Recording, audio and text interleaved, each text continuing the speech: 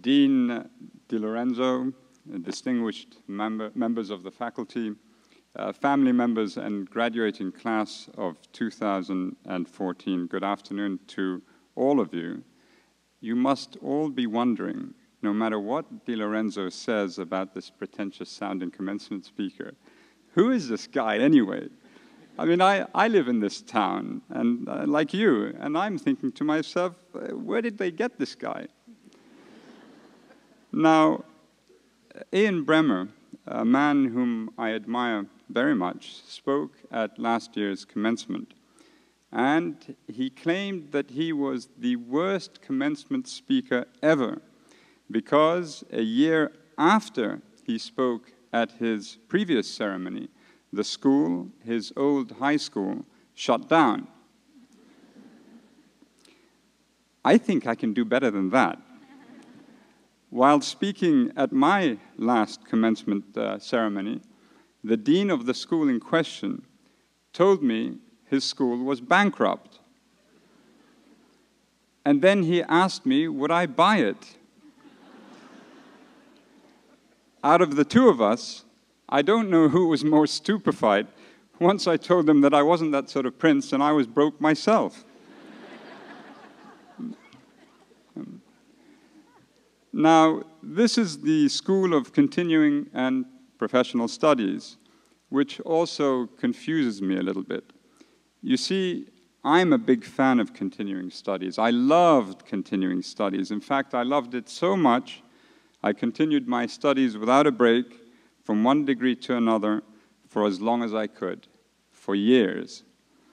In fact, so worried was my father by this that when he visited me in grad school and found me still in the same coffee house I had been in 2 months earlier, in the same chair, with the same friends, he was desperate. Please, get a job. I mean, what sort of life is this? All I see you do is eat and drink and talk. Well, being an obedient son who follows orders, I did get a job, eventually. I became a diplomat. I then called him up and said, are you satisfied now? And by the way, all I do is eat, drink, and talk.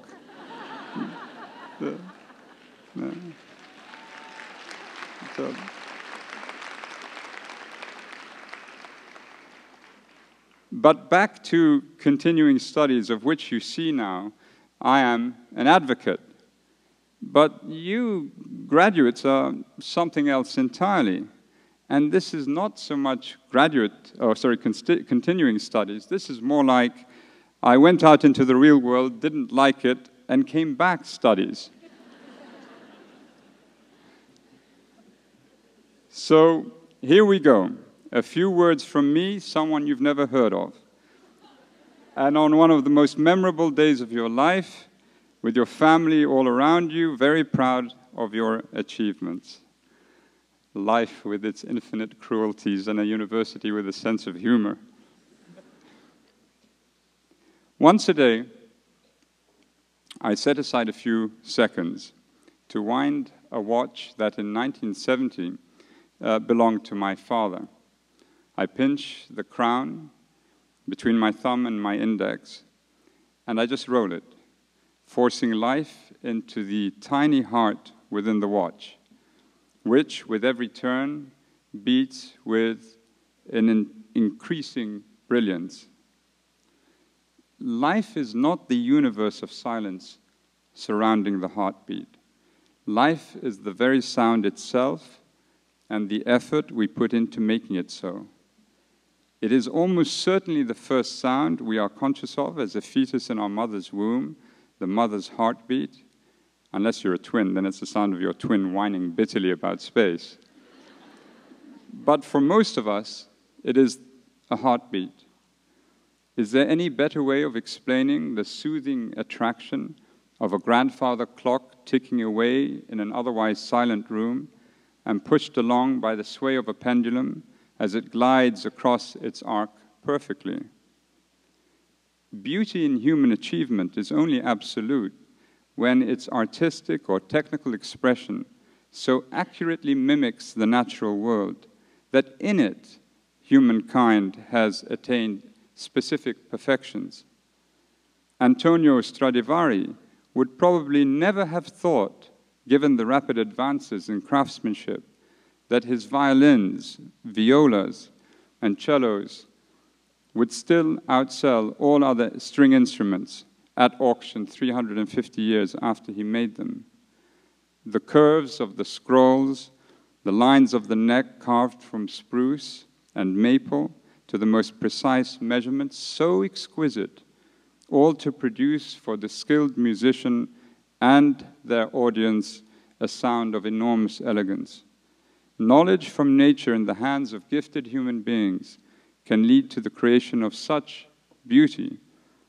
Every time my wife and I enter the Met on Fifth Avenue, there is a sculpture we always go to see, created between 1353 and 1336 BC and made of yellow jasper. It's called the Fragment of a Queen's Face. Half the head has gone, destroyed. The other half, the lower half, is so staggering to look at, and it depicts the lower face of a Nubian queen. The proportions, the soft lines, the symmetry of the opposing sides of the jaw, the cheeks, and the lips are breathtaking. And even the broken, sharp edges nearby, leading into space, are clean and balanced. After your first audience with Her Majesty, you will always want to go back to see her again. And it's not just sculptors thousands of years ago, but also today's engineers who follow the contours and rules of aesthetics and order provided by nature, with the golden ratio being the best known. I find it amazing that even with supercomputers and powerful algorithms available to them, aeronautical engineers will still or will search today for new ideas on how to make jet travel more efficient by still just observing certain birds in flight.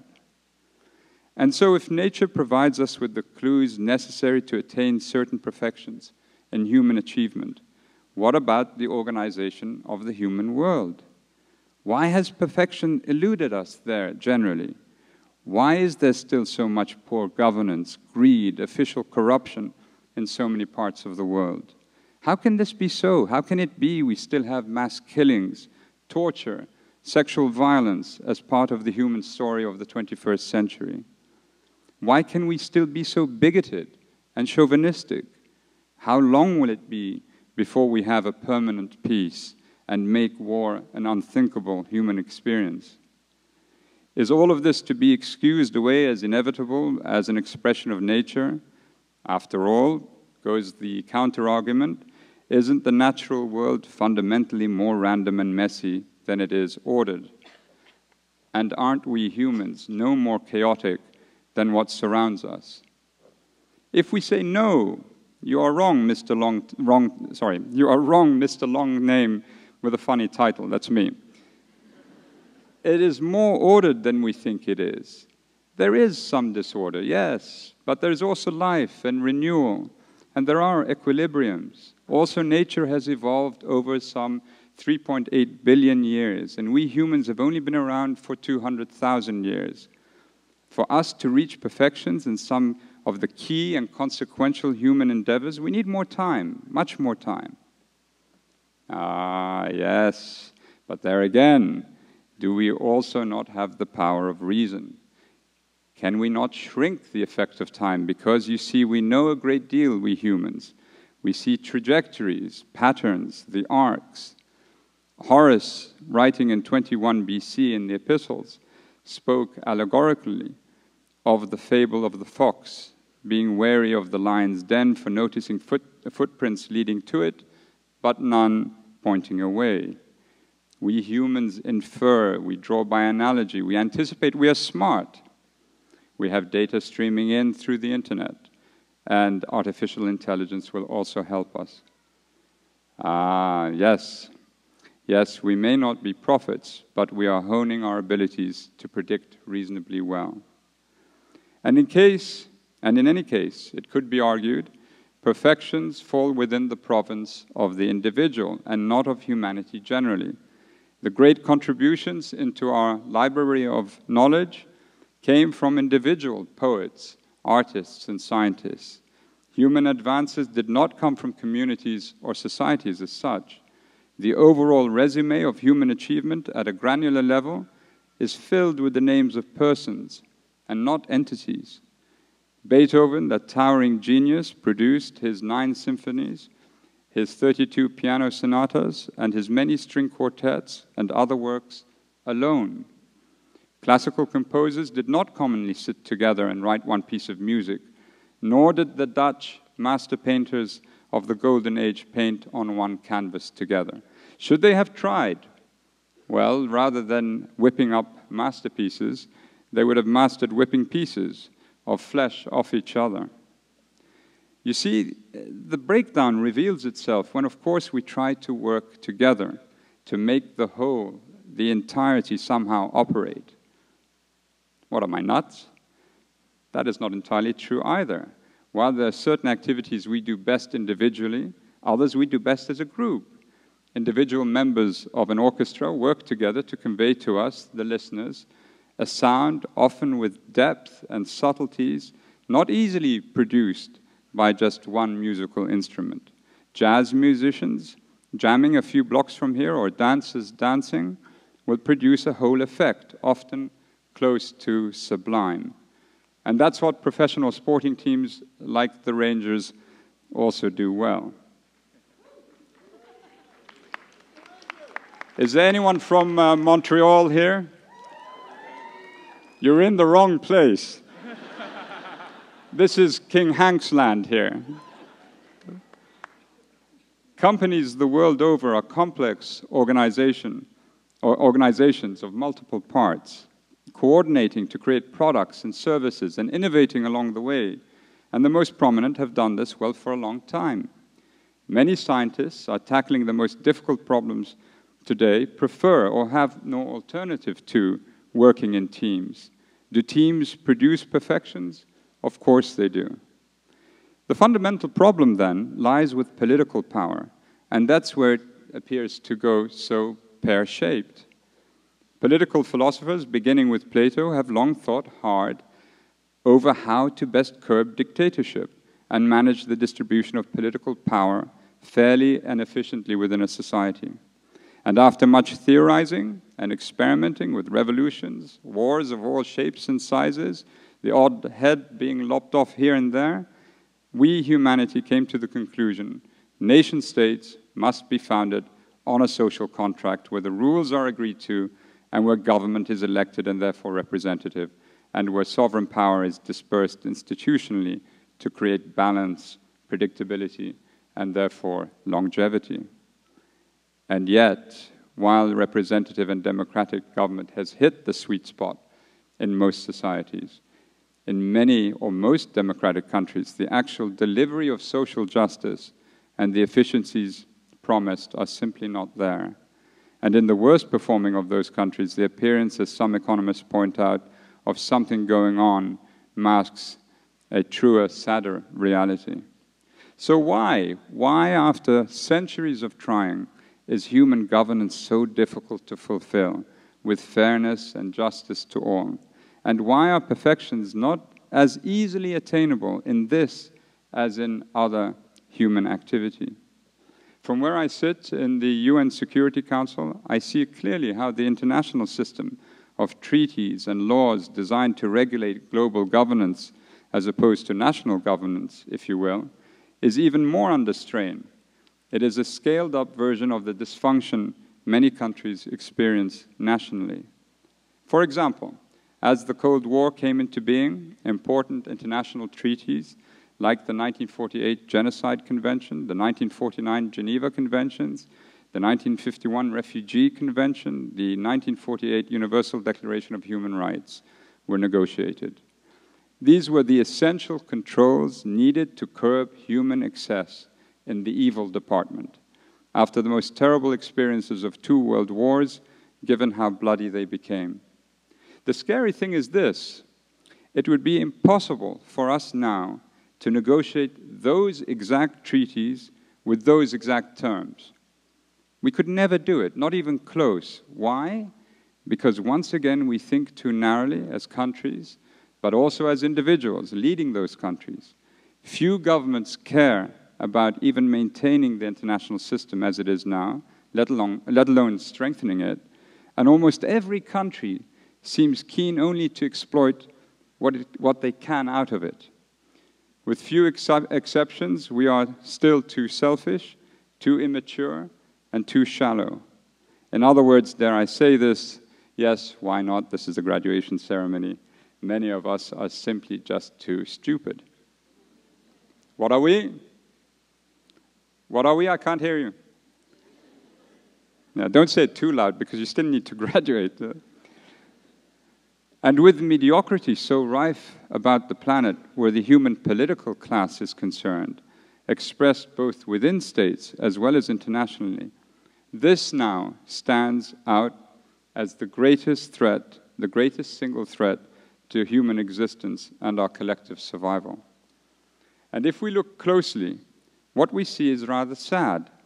In the absence of a true victory, like ending extreme poverty for good, everywhere, for good. And by the way, when an economist says to us that the total number of people living in extreme poverty has been cut in half, they mean the poor have graduated from a $1 a day existence to a $2 a day existence. Their income may have doubled, but $2 a day is not exactly hitting the jackpot either. In the absence of ending extreme poverty or establishing a permanent peace, we celebrate the smaller achievements of humankind: a new smartphone, a new social networking app, a new way to make money, or a new computer, or a new internet altogether. These remain and will always be proud examples of human cleverness. But should we not do better than that? I would like to think we humans know ourselves well. Our understanding has improved phenomenally. Like everything else, it has, perhaps, and it hasn't. So mystifyingly complex, and yet so simple are we at one and the same time. And how we change, adapt to circumstance, and with our inbuilt contradictions, the devil of I, the more difficult conception of we, forces us to think maybe we should reframe our overall understanding. Given how little it is we know about ourselves, why are we here in the first place? What's it all about anyway? It's a miracle we, through some measure of cooperation and with such limited knowledge, have reached even this far. We therefore need to be profoundly more humble than we are, and patient. There will likely be no dramatic, large-scale human victories this century, or maybe even in the next. What we should hope for instead, what we should expect, is our technical ingenuity will allow us to chip away at our global challenges over time. But what do we do then about the pace of climate change, the dying off of bees, our inability to end all violence, to banish crime in our countries and around the world, the income and social inequalities, the beggary, the starvation? Can they not together eclipse in time the required patience we need to solve them? If we agree our natural world evolved over time into a finely tuned system after 3 billion years of gradual transformations, we're to borrow from Cecil Lewis, and I quote, "In conditions of infinite complexity, she, nature, contrives a whole in which every creature can find a place, but subject to the most delicate and effective breaks and balances to prevent it from exceeding that place," end quote. At the very time when our survival as a species depends on our learning more from the harmonies within nature, becoming more like it, we arrogantly go about destroying it. So can we not do more now, or at least soon, to save our natural world and adapt our political space, so important to the extent and quality of human existence, to what remains of nature, to draw our political life close to perfect? What the world demands now is for gifted people to lead, not just their countries and their governments, but at a global level too, and be those who place the future and well-being of human existence beyond doubt, recognizing too how each part of humanity ought to be dignified with the respect of others, how a space for all peoples needs to exist in the form of a cemented commitment to human rights, and where there is adaptability in the human order, allowing for diversity, and to recognize above all else a simple fact. We are humans. This is our planet, and we share it with other species. The simplest and easiest sentence to forget. It means nothing but the obvious if it rolls off your tongue quickly. But when you pause to think about it a bit longer, we are humans. This is our planet, which we share with other species. It is rather more profound than simple. For now, at least, we humans, together with all other earthly species, are alone in this universe. We depend on each other, all of us, for our survival, and we don't have anywhere else to go. It is as simple as that. For you, the graduating class of 2014 at the NYU-SCPS, I wish you the greatest success when you leave the school. View your life like you would a mechanical watch. Invest energy into it. Wind it daily instead of just gazing at it. Not only will the sense of each moment become sharper, but an urgency will begin to develop. From birth to 90 years of age, a person has only 786,240 hours of life to make the best use of. Most of us here are already into our hundreds of thousands of hours plus on the clocks. So let us not waste the remaining ones. Your every decision from now on, as it was since you began making decisions, will represent who you are as a being. In the great mystical poem of Farid ad-Din al-Attar, the Persian poet of the 12th century, a flock of 30 birds undertakes a journey in search of a leader, to lead it. Their trip is perilous, but filled with wonder too. Those who succeed in making it all the way, despite the hardships they encounter en route, are brought finally before their leader-to-be, only to be stunned. Each bird faces a mirror. So take flight as you begin your careers in marketing, real estate, hospitality, and IT, construction, publishing, and in all the other great disciplines provided by this terrific school.